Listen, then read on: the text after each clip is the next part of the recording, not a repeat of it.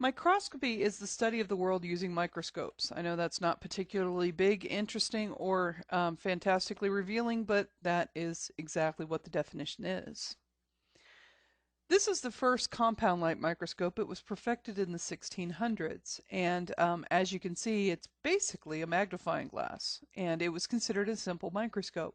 Simple microscopes means that they have one lens. Compound microscopes means that they have two or more. Anton van Leeuwenhoek, who lived from 1632 to 1723, was a Dutch tradesman and a scientist. He is commonly known as the father of microbiology. He looked at everything he could get his hands on. Using his handcrafted microscopes, he was able to observe and describe single-celled organisms, which he originally referred to as animalcules, and which we now know as microorganisms. He was also the first to record microscopic observations of muscle fibers, bacteria, spermatozoa of various animals, which you see one of his drawings on the left, and blood flow in capillaries.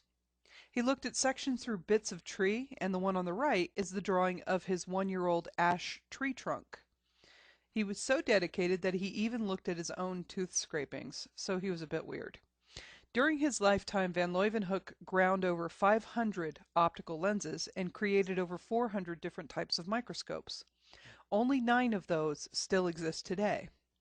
His microscopes were made of silver or copper metal frames holding the hand-ground lenses, and those that have survived the years are able to magnify up to 275 times. That's almost as good as a standard light compound microscope today. It is suspected, though, that van Leeuwenhoek possessed some microscopes that could magnify up to 500 times, but those do not exist today.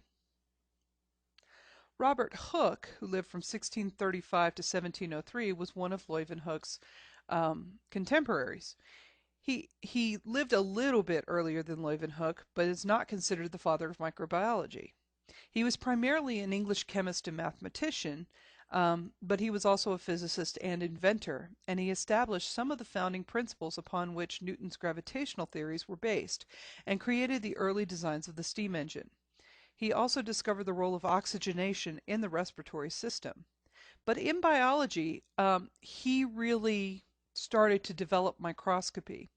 Hooke's microscope looks a bit more like what we would be familiar with as the compound light microscope.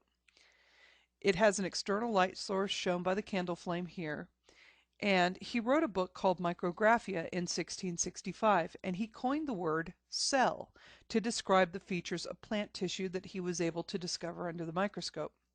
He thought that the empty boxes seen in his drawing of a cork, and you can see that on the right-hand side, looked like a monk's cell in a monastery. Thought it was kind of lonely.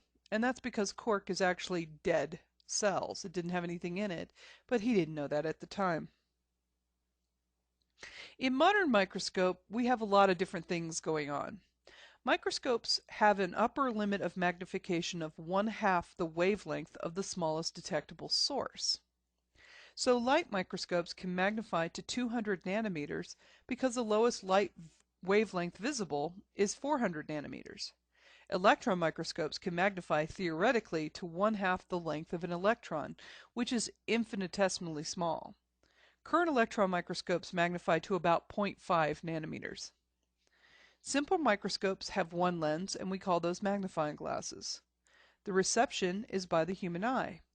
Similarly, compound microscopes also have the receptor as the human eye. They have 2 lenses, and those are the most common forms of microscopes we're familiar with today. Unlike the other two, though, computers must be used to produce an image from electron microscopes using complex algorithms to translate the beams of electrons bouncing off an object into a visible image. Light microscopes use light as an illumination source to view the specimens. The compound microscope on the left passes light through the specimen, and specimens must be either sliced very thin or be very thin as a whole to see the structures other than a big blob. Through this type of microscope, you can view living organisms, and it allows a view through the organism itself. And you can see this is a Daphnia, or a water flea. The dissection microscope, which is on the right, can place the light either below the specimen or illuminate from above. This type of microscopes can also view living things and allows the viewer to observe the surface of an object. And so this is also a Daphnia on the right-hand side viewed through a dissecting microscope. So you see two different images of the same thing. Electron microscopes have a very few specific requirements. First of all, because electron beams are used, the microscope must be maintained in a vacuum so that the electrons travel in a straight line.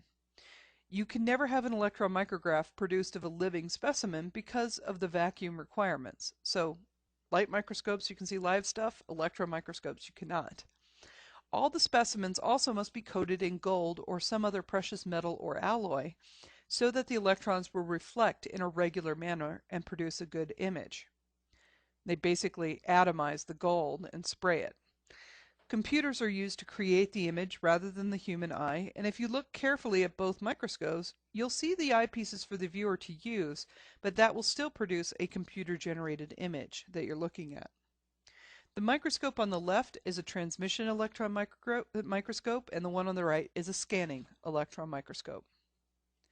The transmission electron microscope, or TEM, passes electron beams through extremely thin slices of samples. The images produced are through the object, just like with the compound light microscope. This is a nucleus showing through a TEM on the left-hand side. The scanning electron microscope, or SEM, bounces electron beams off the surfaces of the samples. So you see the images of the surface of an object just like you do with a dissecting microscope.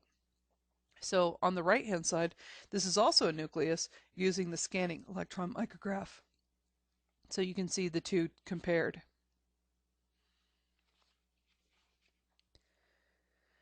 Now that the world has been given a decent microscope and knew about the presence of microscopic organisms in cells, that information began to be gathered together into one bundle that we now call cell theory. Cell theory was developed before electron microscopes were developed, but you can see that the light microscopes were very influential in its development. Cell theory resulted from the collaboration of these three men. Theodor Schwann found that all tissues of animal origin that he examined were made of cells. That's him on the upper left. He stated that all animals are made of cells. Matthias Schleiden found that all tissues of plant origins were made of cells, and he stated that all plants were made of cells, and that's him on the upper right. Together they determined that the cell is the basic unit of life. Rudolf Virchow, who is another German guy, disproved the concept of vitalism by showing that all cells develop from pre-existing cells. And I'm going to tell you what vitalism is. That's spontaneous generation is another word for it. So these three guys combined came up with cell theory. So all organisms are made up of one or more cells. The cells are the fundamental functional and structural unit of life, and all cells come from pre-existing cells. Those are the three tenets of cell theory. You do need to know those. However, there are a few exceptions. Viruses aren't made of cells, but do show one characteristic of life, reproduction. But it can only happen in a host cell. So no, they're not alive. No, you can't really kill a virus. You can inactivate it, but you can't kill it because it wasn't alive to begin with. So you do need to know that viruses are kind of considered the exception of cell theory. Also, prions are considered, and viroids are also considered cell theory exceptions. Okie dokie. We're going to continue with part 2, starting off with spontaneous generation, and we'll go from there to the introduction of cells.